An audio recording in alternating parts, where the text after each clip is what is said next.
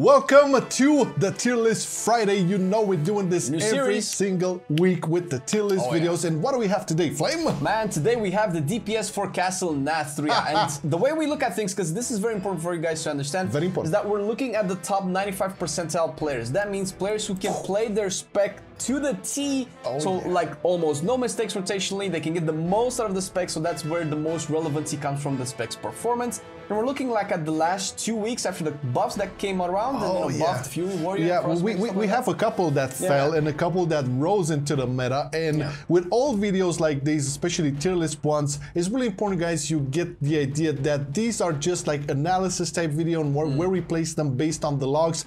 But we strongly recommend, as ever, you play what you think is fun, because all of these specs here can perform at a decent to high level, no problem. Okay, this is just analysis on what's happening with the weeks prior. Then you also need to understand that not all of the specs are played equally. So like if the best mages in the world are playing fire, obviously Frost and Arcane will get like a little less representation. So keep that in mind. Yeah, and that being said, before we kick it off, a huge thank you to CurseForge for sponsoring this video, because first of all, guys, you know, we were skeptical at the beginning, but now after almost 4 months of using the app, we have no issues at all. We can update all our add-ons with one click of a button, find them out, sort them out alphabetically, and all of that.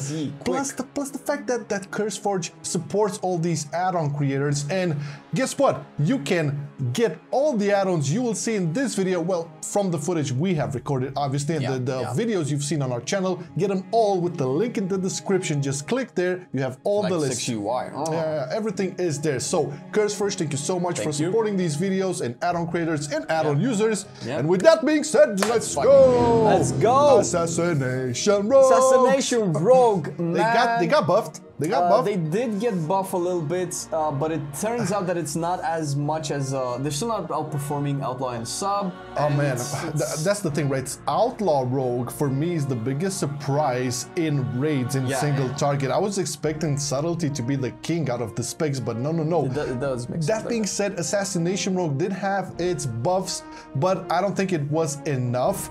You can see on the logs that they're looking at quite of the bottom of the list still. I remember like the previous tier list we did were based on logs for the raids. I think they were like the bottom. I think it was the last one. Like in the first or second week of the And I think that's just because the other two specs are so much better than Assassination. Not a lot of players play Assassination. So okay, Assassination is not 100% bad, but in terms of performance is not quite there.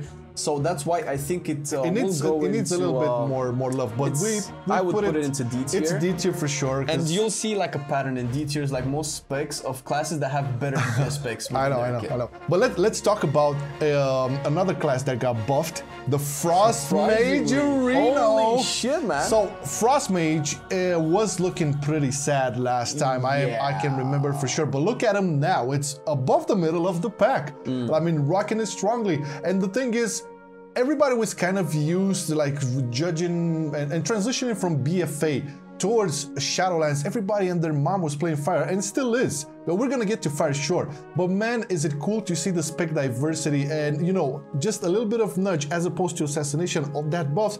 Really got the people playing it more and looking at it. It's getting a better representation for sure, and it actually climbed up. I don't know where we had it last time, but I think it's clear now. It's kind of like a B tier. Definitely B to a strong A. If I'm, you know, it's really close to an A tier, but there's still a lot of classes above it. I mean, okay, let's move along. Destro Warlocks, dude. All right. The thing is, we actually have a Destro Warlock in our raid who's really like top DPS. He's a really good player. He's really pumping. You can kind of see the issues with Destro Warlock going further and further into difficulty, into heroic and even mythic Nathria as well. Right now, Destro Warlock is performing a little bit worse than Frost Mage. It's below. It's below, and it's probably because so many people play Affliction, man. It's that's the thing, because we'll get to Affliction too. There's no surprise. And you still have utility health. The thing about Destro Warlock is, apart from the gate and maybe circle, you don't have a lot of mobility and you're really hard casting stuff. And once you get into mythic, it really the mechanics really tend to give you a hard time. So this is why I think they maybe get to struggle. It's pretty good in heroic, but it's good on cleave fights like generals, but they do get punished because of mechanics when they need to move a lot. And you know, some fights really do need a lot of movement and stuff. And you cannot always ABC with it. So where would you put it, Mr. I would Flame? put it into C tier. It's not as good as Frost Mage, and I don't think it's that low as Assassination, and even so, I think C tier is... Yeah, C tier is... It has a lot of utility that you still want if you don't have an Affliction or Demo. Yeah.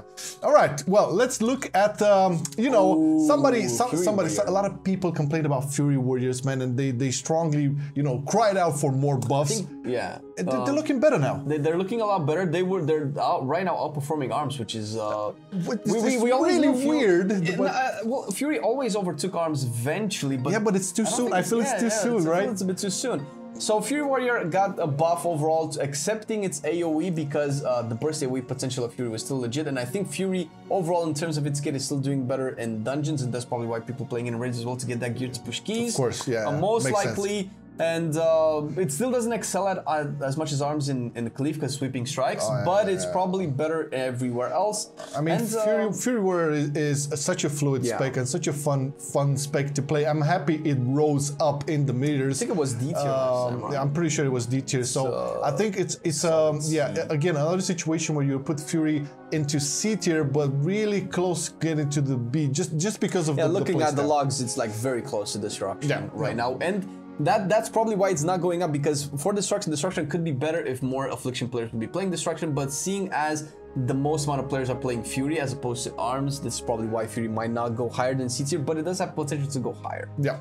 Okay, let's move along to Arcane Mage. Gone are the days when Arcane was better than Frost in terms of performance, it seems. At logs, at least. If you look at the logs right now, it's actually, below Frost, below Demonology Warlock. It's really interesting. Now, that being said, I know we made a lot of arguments last time about Arcane Mage, like, being more of a simple spec. Maybe it's not that simple, to be honest, especially now. It is a bit of mana management. It doesn't matter how you manage the mana right now and how you time your burst, especially with stuff like Sludge Fist, we know that. I mean, we didn't give it justice last time we talked about it. It always felt like, okay, Frost is the more bursty, like pom pom pow all over the place. We always felt that Frost was like the skill cap spec, but I would argue right now that even like at this level on the logs, the top Arcane Mage is playing to the like 100% parses and still a little bit below the middle pack. It is what it is. It seems like it's a little bit, I don't know, I remember exactly where it was, but I feel like it's a little bit higher now in the logs overall, but it's still below the other mage specs in this. That's the reason why I feel like we should probably put it into, so it's between B and C. Still C. The thing is, it's not on the same level as Frost, but if people... In front, If Frost and Fire Mage players would play more Arcane, it's very chances that this could see a lot more play and maybe raise into B tier, almost maybe even higher. Okay, let's move on to the poster boy of Legion. We all know everybody's favorite melee DPS, the complicated out of all of them, most complicated skill cap, Havoc Demon Hunter. Now we love Havoc. I played Demon Hunter, I loved it. I got bored of it really fast, but still, it's a really fun class to play. Not performing too good. It's not performing, and it's weird because right now it has a more interesting diversity in terms of its talents than it ever did. I mean, we did do the Havoc Demon Hunter guide, which you can check on our channel. Yes. But doing the research for Havoc, it turns out that it does have a lot more diversity. It actually has, it did have 2 playstyles. Are you talking about momentum? The momentum momentum is also a thing. It's actually simming more than the other specs listed in AoE, but not by a lot where it can just fight. But if you can make use of momentum, you'll definitely be pulling a little bit more damage. But you do have, you know, the Blade Dance build, which was kind of prevalent in BFA. Yeah, it was now BFA you have basically.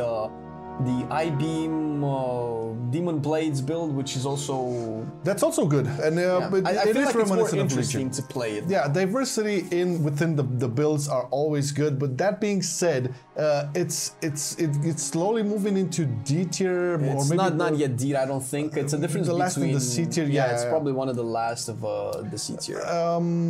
That's the thing. I mean, we play with a Havoc Demon Hunter in our guild. I mean, more of them, but one of them really stands out and it's always in top 3 of the DPS. Especially with AoE, it's... but this is, you know... It does have its value. Yeah. If you don't have a Vengeance, it does offer that magic damage debuff, which is really good. Darkness is also really good. Like, the kit is there. The damage is not pumping it, but I don't think it really... Maybe a little bit more damage, but I don't think too much because the kit is so good. I would still want a Demon Hunter in my group. Of course. But that being said, guys, once again, I cannot stress this enough. So you're going to see specs in D tier and C tier. That doesn't mean these specs are useless or you cannot play them in, you know, Mythic 15s at least and Heroics. Everything can work, okay? Right. We're just looking at the Mythic stuff right now. Is it Mythic or Heroic? It's Mythic Nathria. Mythic Nathria. Okay. Let's move along. To the Arms Warrior, who excels at at cleave fights, it does do a decent amount of single target. I don't know how much burst potential it has. It does have burst with Blaze Storm, but oh man, I feel like the Condemn ability for arms is just nuts, and it is for Fury as well. There's a clear difference between arms and Fury. It's not a big difference, but big enough where we think arms should go in a different tier. Yeah, I think we can put it into D tier for now. Yeah, at least not better this than week. Assassination. Yeah, but the thing you have to remember with the warrior specs, especially arms, Fury too, but especially arms. Once we go further and further in the expansion, you will get better because gear scale is really good with warriors. So I'm projecting like in a couple of weeks from now we're gonna see arms warrior much higher on this list. I can't wait. All right, let's move along to the Demonology Warlock. Look at that, dude, man! Demonology boomed, man. It boomed. I mean, it surpassed like all destruction. Arcane, are you kidding me? Sub-Rogue too. I mean, I remember when Sub-Rogue was like the meta, man, in the first couple of weeks.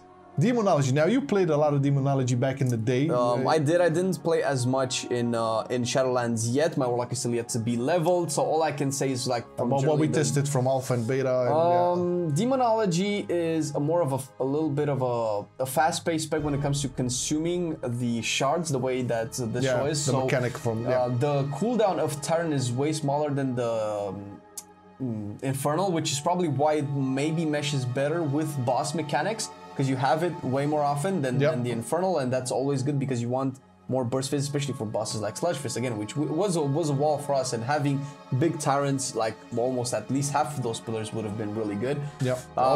But it's doing a lot better than Destruction, it seems. It's really close to Frost Mage, so with all the utility included, I think it's a solid. It's a B tier, and I remember this guy was pretty low in our last tier list, and look at him now coming up. So this is the thing, guys. All the time we mentioned this, like as more and more we progress into the expansion, we're going to see a lot of changes in the meta and within these tier lists. But hey, congrats for the Demolock, one of the coolest fantasy class ever. So let's move it along to my personal favorite rogue spec. Yeah, that's Subtlety Rogue. Now, as I mentioned earlier, this was the meta at some point, but some rogue it got many nerfs. That doesn't mean it's not viable. I cannot wait to take my Rogue, which is 60 right now. I cannot wait to take him into raids and dungeons and see what is up. Now, Marcelian is doing pretty good damage with a blue. Yeah, man. I mean, it can still, if you still, this is the thing, right? Subtlety Rogue. If you take it right now and master it properly, you can definitely be on top of the DPS meters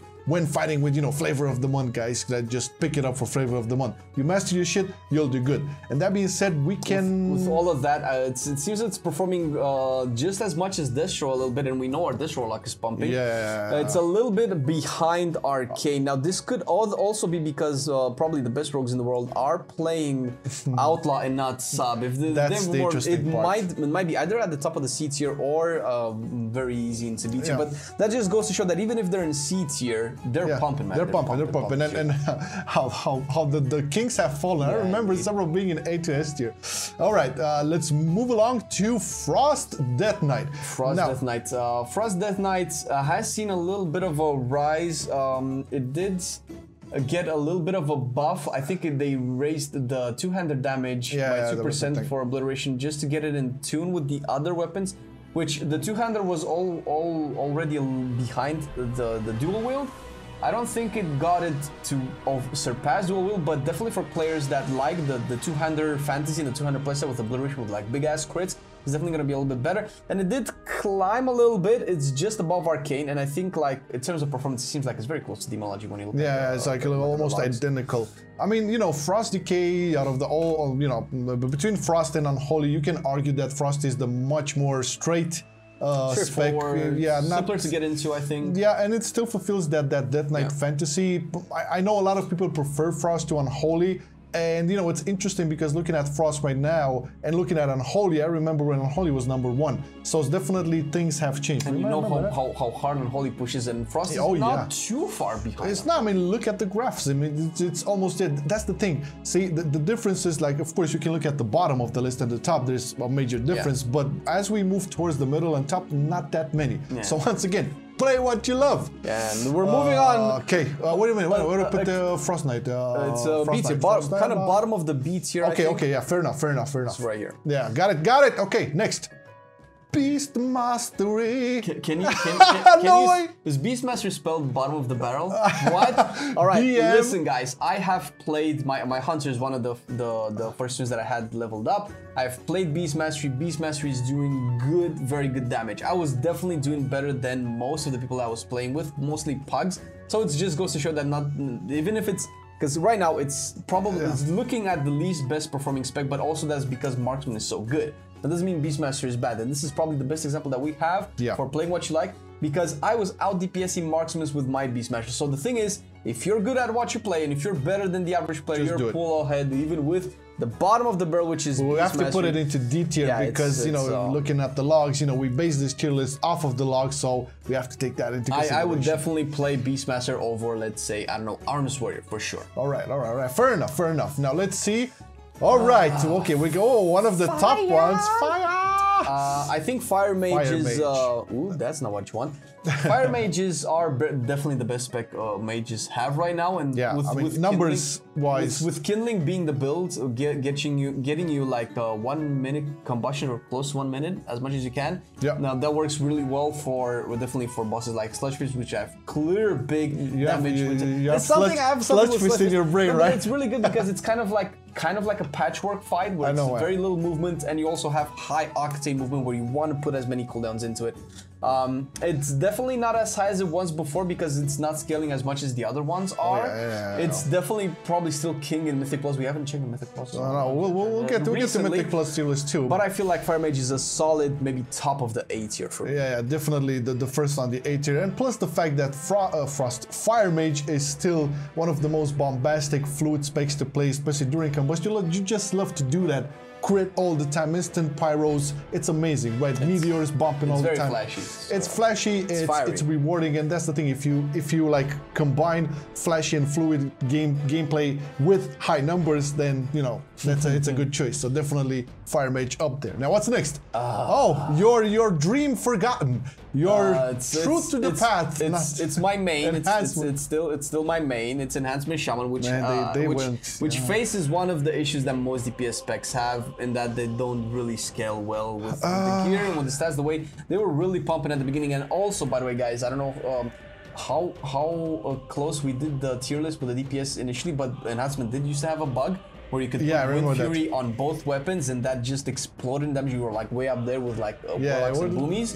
When you were on the top, but it was definitely fixed, and it kind of shows like the cap in terms of its scaling. It's still doing really good. Like I'm seeing enhancements clear, obviously Mythic Nathria, obviously plus 15 keys and higher, so they're a very good spec. They have high consistent burst damage. They have the Shaman Bloodlust. If you don't have any other Shaman in your group, they're still really good, but they're still very squishy. Outside of Feral Lunge, they're very immobile for a melee DPS. Ghost Wolf is not a mobility cooldown. You can get mobility, but if you want to get from A to B in like 1 or 2 globals, you're not gonna do that. So Enhancement dropped a little bit. It's like right between Fury and Havoc, it seems. It's it's like very close. Fun high octane melee specs. I know, like man. they're all there. Yeah, all three of them. Look at that. It's interesting to see, and definitely something we'll keep an eye out as we move forward, especially for Fury and Havoc. We'll see, but definitely a C tier for now for Enhancement.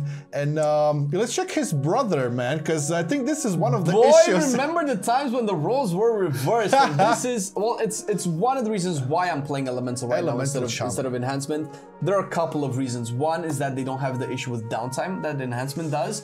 Stormkeeper works really well with Castle Nathria and also oh my god, man, you were topping the meters, man, in Castle Nathria. That's pretty good, and I'm still pretty rusty at my Elemental, but Elemental has pretty much everything you want in a Shaman. And it also has 348 buttons, remember that too. You have to be a skilled piano player too. It's a lot. Enhancement and Elemental are probably one of the most button intensive specs in the game, but Elemental has definitely risen, and it's second only to Fire Mage in A tier, and I think it's definitely in A tier. Definitely deserves its spot. Oh yeah, and you know, one of the most, you know, I always love the sounds and the effects from Elemental, like so good, man. Sounds. Oh man, it's so rewarding. So if you're playing an Elemental, props to you, man. You're up there. It's definitely an A tier.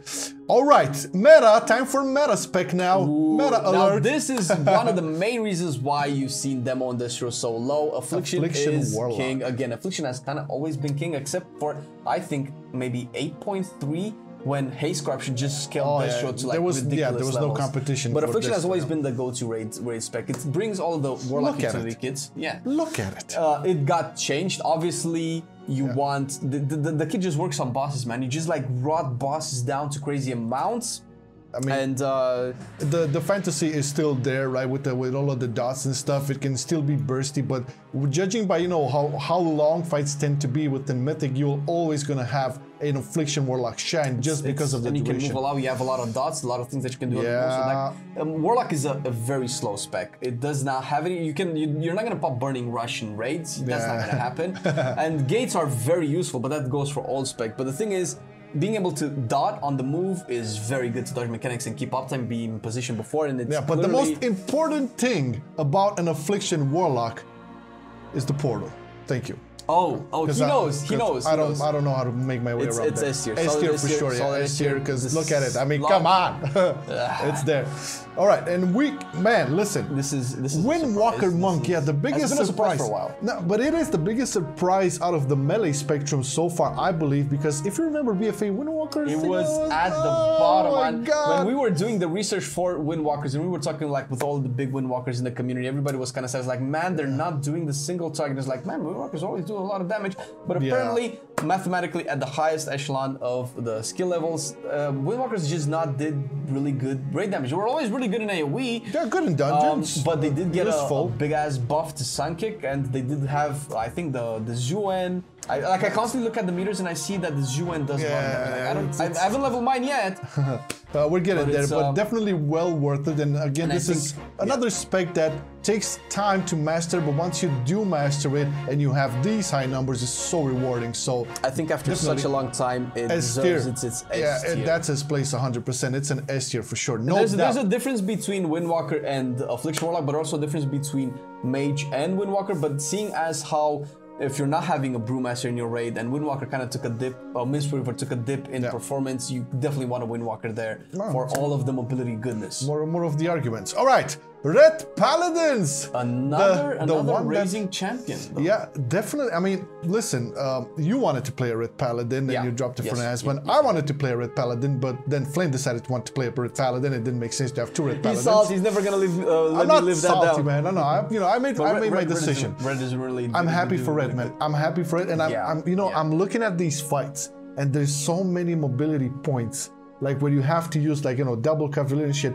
and I don't know how they do it. I don't know. I mean, it has to be. I'm telling you, as a shaman, it's not easy. I'm guessing it's not easy, and that adds to the complexity of the spec overall. And I strongly believe that most people now understand if you play Ret Paladin properly, it's not an easy spec to master. And also, a lot of paladins tend to play the passive build, where in reality the bursty build, with the final verdict, execution sentence, all of that. That's what's gonna pop you on the meter. That's basically the 1 minute thing, like like Fire Mages have, and other specs. Like the 1 minute cooldown big burst rotation is really good. Like mages, like elementals, like Ret Paladins. So the thing is, Ret Paladin is the only DPS spec that paladins have. The utility is good if you don't have a prot or a holy. You have Devotion Aura, which is Devotion Aura, Sacrifice, spot healing with Word of Glory, freedoms. There's a lot of useful stuff from the Ret Paladin, no doubt. But I'm happy so far with them, and they're above the middle of the pack. Where would you place them? Would you put them in B tier? The thing is, they're better than Frost Mage, not by a whole lot. So, but that's the thing, right? Because if more mages would play Frost Mage would be a bit better. But I think it's the leading guy on B tier. I feel like that's a safe place to put him in. Yes. All right. Ret Paladins, God bless.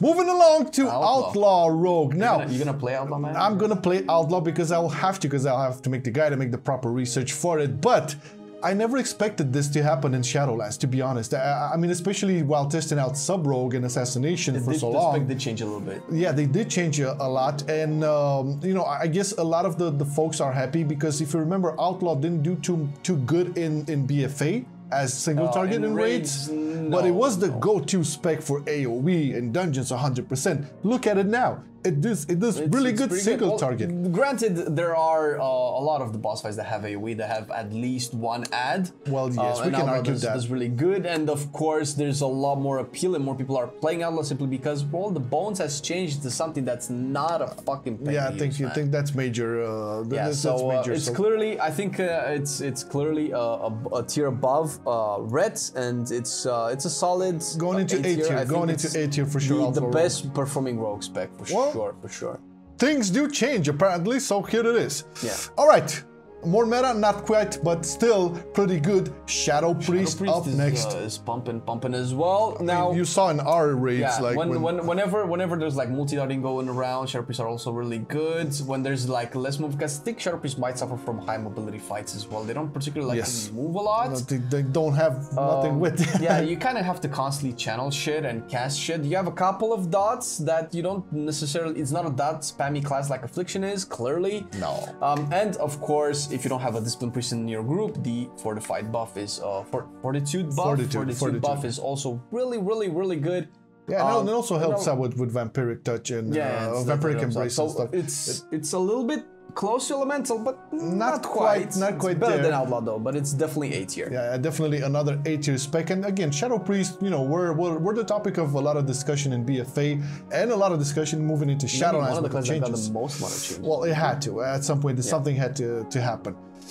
And now moving into sad times, survival hunters in Castle Nathria. Man, they're like. It's interesting that they're outperforming Beastmastery when you think about BFA. But that's probably because all of the past Beastmaster are probably playing Marksman now. Exactly. The hardcore survivors are still sticking to their guns, man. Listen, man, I have respect for this survivor hunter. I mean, I know Marksman, it ain't easy to pull off either, but I strongly still believe survival is one of the biggest kill cap classes, period, within WoW. Like those classes seem to only get the short end of the stick. Yeah, this is something like we always try to like reveal within these logs and analysis with tier lists. It's some of these specs that really take much more effort to put into to, you know, get right results. They're not up there, where it should be the case that, okay, you can see Affliction and Windwalker and stuff like, you know, classes that do require more skill cap and effort to pull out, that's fine, but Survival is one of Survival is just the superior hunter spec when it comes to utility as well. It definitely has the shorter kick.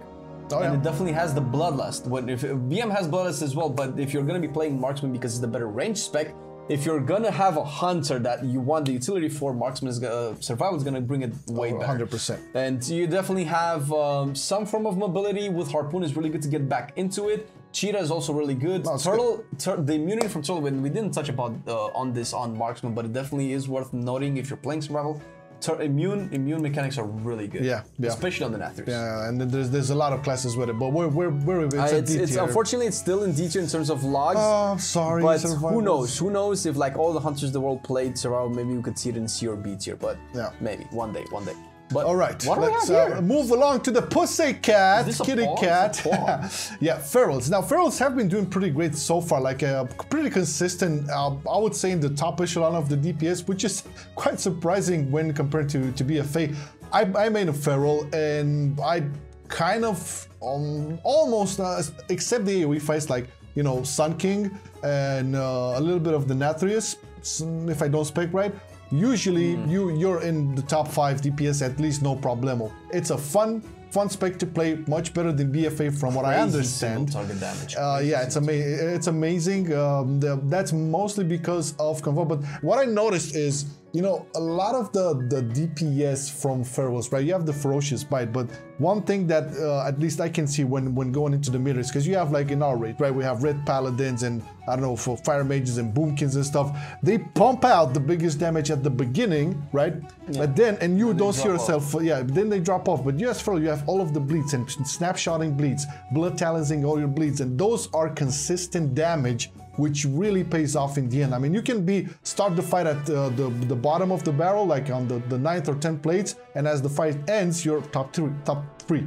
Yeah. That's as easy as that. But you have to, like, again, it's not an easy spec to master, but once you do, really good. I love it. And again, the same argument is that Boomy is such a godlike spec. Oh my god, yeah. That it's hard to really judge ferals properly if most druids will be playing Boomy as well. But despite that, it's still doing really well. Right now, it's definitely a solid A tier, but it could probably be higher if Boomy was not such a boost. No. It's definitely an A tier. Kick it off like that. And let's see, Marksman Hunter, which has fallen from its grace. It used to be up there. I don't think it has necessarily fallen as much as other specs, just risen above it. Because did Marksman really receive a lot of damage? I don't damage nerfs. I don't think so. I don't believe so. No. They were really great at the beginning. It definitely seems that they don't scale as well as the other specs. They're still the best hunter spec. They're still amazing damage. They can pump a lot of damage. I think they're maybe the bottom of the barrel when it comes to A tier. In terms of logs, I feel like that's where they are. Bottom of the barrel for A tier. Well, that's the thing. A lot of I've seen a lot of people roll Marksman just because they were doing ridiculous damage transitioning from beta to the live game, and a lot of people rolled into it thinking that, oh my god, this is the absolute meta spec. It's a lot more fun, to be honest. It is fun, yeah, it is fun. It is fun, and it's still well worth it. So a pretty good spot for Marksman, still on A tier, 100%. All right, now for the king of this week's logs, Boomkins. I think if you look at the logs, it's clearly that they're going top S tier. But let's actually discuss why they're the best. I mean, dude, it's a lot of people will argue this. It's the best spec because of Convoke. Convoke. This is. See, people don't understand this. People tend to associate the Convoke, which is really good for ferals too. Don't get me wrong, but it's nowhere near the value that it receives for balance, right? If you get like a new moon and fucking once they put new moon in, it's like, oh, dude, shit broke fucking loose. Plus it's consistent damage. You know, they're not a 100% dot class, but they still have their dots over there as well. Multi-dot, they can spread shit, and on top of that, you know, it's basically, you can see a lot of Twitch clips and especially arenas, but mythics and dungeons too. It's obviously in arenas because just delete 2 people with 1 spell. You can look at top boomies when they stream rating. You can look when Convoke goes up. That's it. That's good. The difference is huge. I'm not saying, you know, they're tuned badly. It's just, you know, the fact that they also have sustained, you know, consistent damage on top of a really good burst with Incarnate, and you know, having Convoke on top of that is just, you know, making it like the best there is. And weren't they like the meme king at one point? I remember that. I remember that in Shadowlands. I can remember in Alpha and Beta, a lot of people, like, I remember Nagura and Terrels. Yeah, there was like, man, what are you doing to Boomkins? Look at him now. I don't know. I haven't touched it yet. I will get into it because you know, I need to do research in the guide, and I'll see how I perform in Arcane Rogue grades when compared to my feral performance. And I can tell you exactly how much the difference is between the Boomy Convoke and the feral Convoke. That being said, top DPS S tier, #1, numero uno. That's it. No. We used to have a king back in the ex-king. Yeah, the ex-king. Well, Unholy Death Knight to be the last year to be shown, which is, you know, it's interesting that it fell off even a little bit below Feral Druid, but like, look at it, it's like super close. It's still a pretty good. It's obviously, since when we were talking about D and C tier specs being good, obviously anything above that is even better. Yes. Unholy DK just has amazing AoE damage burst right now that you don't have to play the bursting swords, which we had in, you know, BFA with the Feshermite. Now that you don't care about that much, you can just focus on epidemics, which is a lot faster to build to. And especially on the Nathrius as well, you can just explode. Oh my god! Oh my god! Did you see our DKs, Jesus, man? Yeah, man. And I'm like timing everything, trying to have like cooldown shit. It's like DKs are just really good on fast-paced AoE fights. If you build enough runic power, the mastery scales Unholy really well, and it's very likely, unless they get a massive nerf to their mastery, to still be one of the best specs in the game, going into patch after patch after patch. Still rocking it hard, and then I feel all fights that include multiple mobs and whatever are just like especially tailored for the Unholy DKs. Really massive, and still a solid spec to go for. Yeah. All right, let's see how we're looking. So as a conclusion for this week's Castle Nathria logs, we have in D tier Arms Warrior, Assassination Rogue, Survival, and Beast Mastery Hunters. C tier comes with Arcane Mage, Sub Rogue, Destruction Warlock, Fury Warrior, Enhancement Shaman, and Havoc Demon Hunter. You say the B tier. Yeah, B tier is definitely red topping reds, and why I'm feeling salty. Frost Mage that climbed a little bit. Demonology was also a surprise with Frost DK as well, probably one of the most surprising tiers, I feel. A tier, the tier most populated out of all of them, and this just goes to show that the balance maybe a little bit okay. It's good. Fire Mage, Elemental, Shadow, Feral, Unholy, Outlaw, Marksman, which are XS tiers, which are now populated by Boomy, Affliction, and Windwalker Monks, man. I'm basically happy for how this turned out this week. Now, obviously, this is going to change as we move from week to week. And well, while next Friday we're gonna probably focus on the DPS tier list for dungeons. Mythic Plus. Usually we look at like 2-week segments, so it's gonna be a little while until we get to the next one. But this is kind of what it is now. So we're doing the DPS for Nathria now, and we will catch up again on this specific series with the DPS from Nathria in a month. This is how we roll. And then we have healers, tanks, and all of that. So it gets complicated, but it's nice to check them out on a monthly basis to look at the logs and see where they're at. That again, let's say this again. These tier lists don't mean nothing for you. This shouldn't mean nothing for your choosing of a main or an altar, whatever. Just pick what you like, what sings to you, what you feel most comfortable with, and play that. You'll do good. Play what you have fun.